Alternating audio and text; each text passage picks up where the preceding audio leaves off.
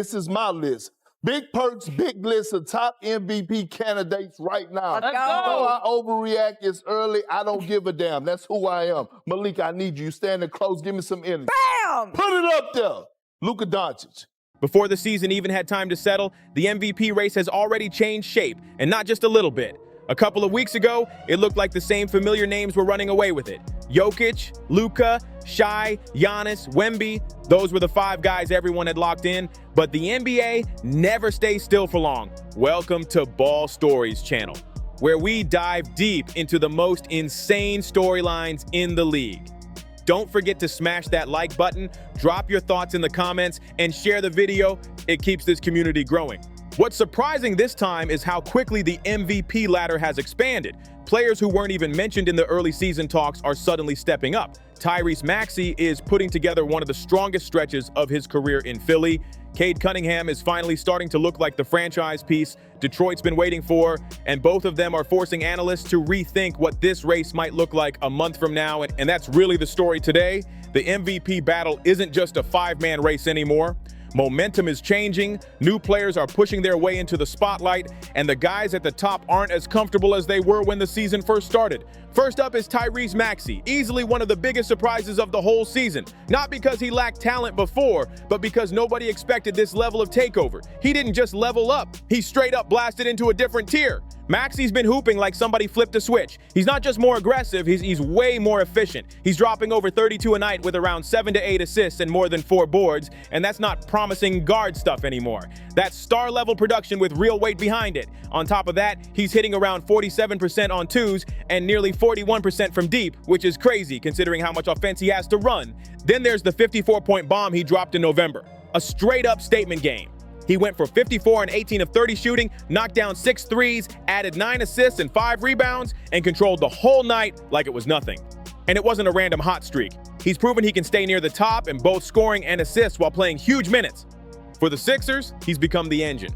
With injuries and messy rotations, Maxey's been doing everything. Creating plays, scoring when they're stuck, organizing the offense, and carrying long stretches when needed. Analysts aren't calling him a bonus weapon anymore. He's the main driver of the whole squad now.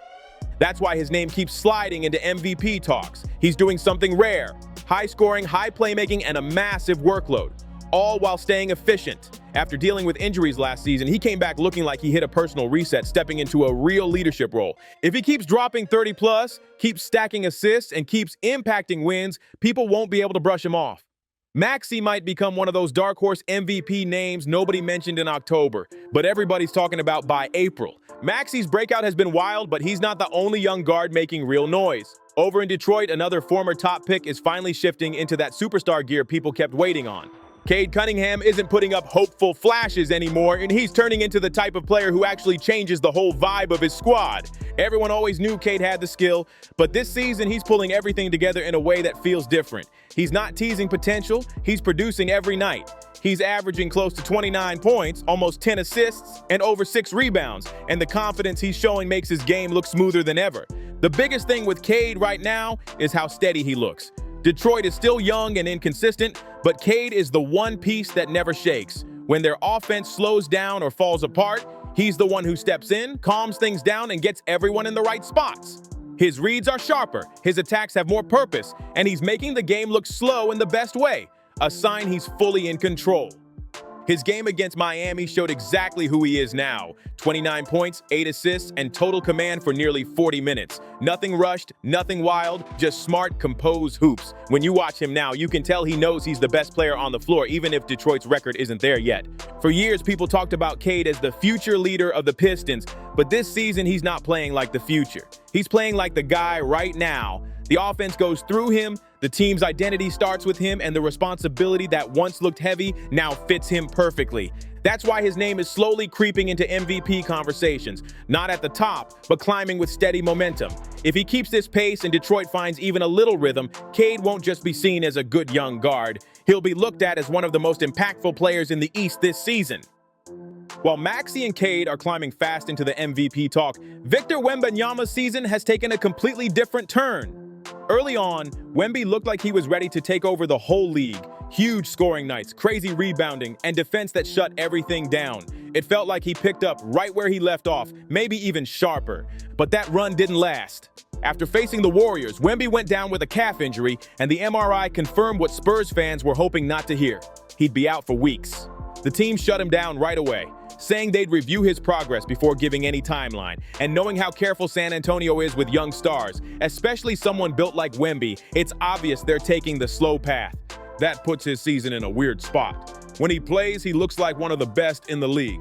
The numbers, the impact, the defense, all of it screams future MVP. But being sidelined this early makes it almost impossible to stay near the top of the race. He can't keep building momentum while everyone else is racking up games, so he's not out of the picture, but the injury opened the door for guys like Maxey and Cade to step into the spotlight. And that's what makes this MVP race so wild. One superstar paused, two young guards exploding, and the usual heavy hitters still producing at a high level. Giannis Antetokounmpo is having one of those seasons where you check the box score and instantly remember he's still that elite force. Even with the Bucks dealing with chemistry questions and big adjustments, Giannis keeps dropping around 31 points, 11 rebounds, and 7 assists. Numbers that put him in the MVP lane no matter what chaos is around him. And he's doing it the same way he always has. He's still crushing defenses at the rim, still finishing twos at nearly 63%, and still forcing teams to build whole game plans just to slow him down for a few minutes. When he gets downhill, it still looks unfair, but things get tricky with the injury. Giannis recently went down with a groin strain, and even though Milwaukee doesn't expect it to be long-term, missed games matter in a tight MVP race. Every night he sits is a night his competition pulls ahead. And with him having a few physical setbacks over the past couple years, the big question isn't about talent anymore. It's about staying on the floor. Because when he's playing, he's still one of the most dominant players in the league. But MVP voters look at consistency and availability, not just superstar production. And right now, his missed games are giving room for other names to surge. Maxey and Cade are stacking breakout nights, Luka and Shai are on wild scoring runs, and Jokic is, well, Jokic. So Giannis is in this strange middle space. His numbers are elite, his impact is real, but the race around him is moving fast and he can't afford long gaps on the sideline. And while Giannis works to stay healthy and keep his spot in the conversation, there's another guard rising fast. Someone who's quietly taking over games with pure skill and consistency. That guard is Shai Gilgeous-Alexander. Shai Gilgeous-Alexander is once again putting together one of those seasons that keeps his name locked into every MVP talk, and he's doing it in his usual quiet, controlled way. He's not chasing flashy plays or forcing wild highlights. He just sticks to his smooth game, and that game stays sharp every single night. This season, Shai is back above 31 points a night, mixing in clean playmaking and solid rebounds, all while keeping that calm, steady style he's known for. He never looks rushed, never lets defenders speed him up, and rarely takes a bad shot. Everything he does feels intentional, almost routine, even though the results are elite.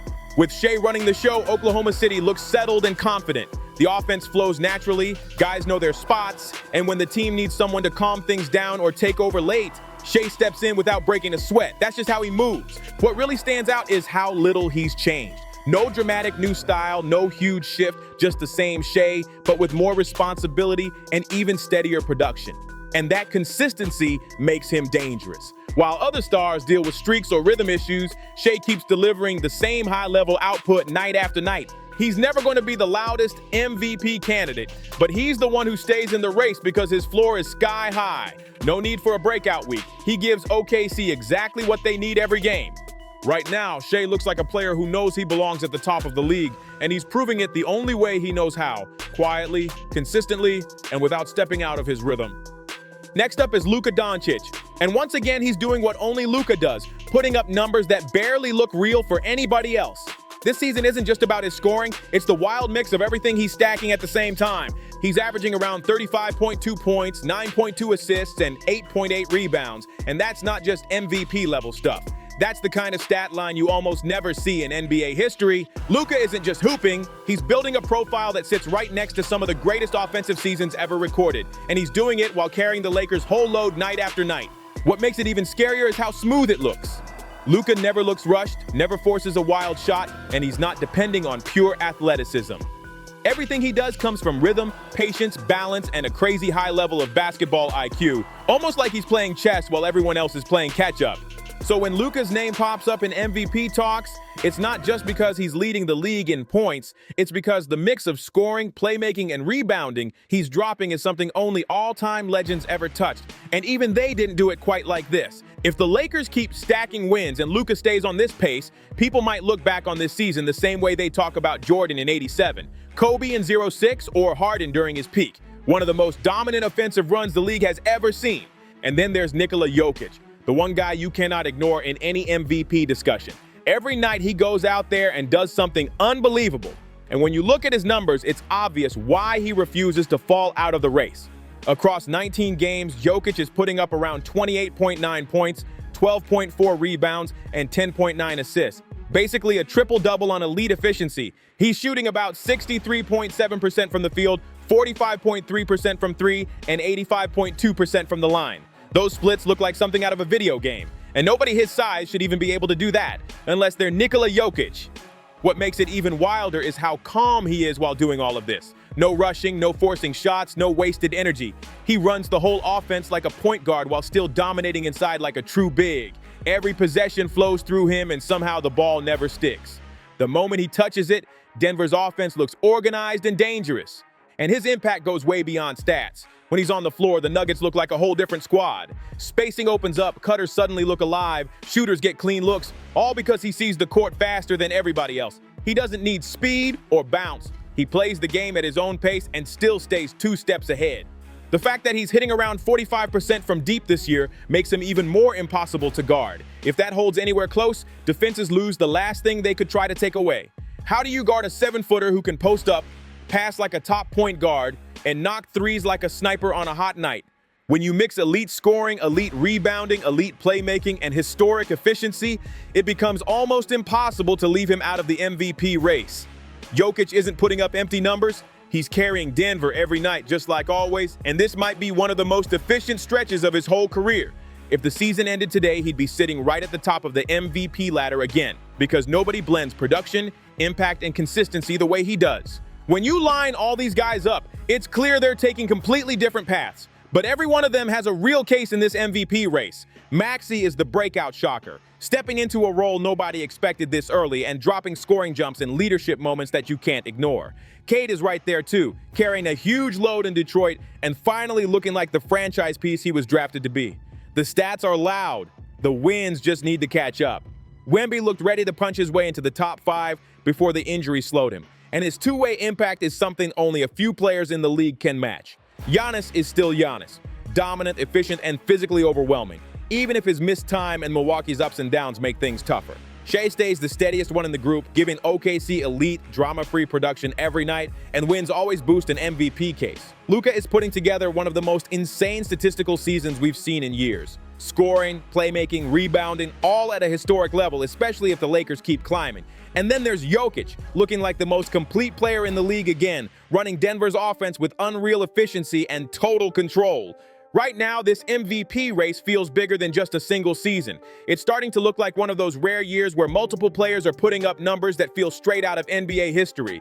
Luka is scoring like legends from the past, Shai is giving a level of control you'd expect from peak Kawhi or Harden, and Giannis still moves like a modern version of Shaq with a passing touch. Maxey and Cade are rising young stars breaking into that top tier, and Jokic is delivering one of the cleanest, most complete offensive seasons we've ever seen from a big, maybe from any player, period. This whole MVP race feels like one of those classic years where every single night turns into a showdown. It brings back the energy of 1988. Bird, Magic, Jordan, Hakeem Barkley, all battling at their peak, all fighting for the same crown. Different era, different styles, but that same elite tension is in the air. We're watching a group of stars hitting their stride at the exact same moment. Some are entering their prime, some are already deep in it, and some are just starting to realize how much power they really have. That's why this season feels special. Whoever ends up taking the MVP trophy, this race is shaping up to be one of the strongest and deepest we've seen in years. So tell me, who are your top picks right now? Who do you think actually walks away with MVP when it's all said and done? And is there anybody you feel deserves a spot in this conversation that hasn't been mentioned yet? Drop it all in the comments. I really want to hear your take. Thanks for chilling and checking out the breakdown. If you liked it, hit like, share it around, and subscribe to Ball Stories so you don't miss any of the upcoming deep dives. And before you bounce, there are plenty more videos waiting on the channel, so go tap into those too. They're worth it. All right, that's everything for now. Catch you next time. Peace.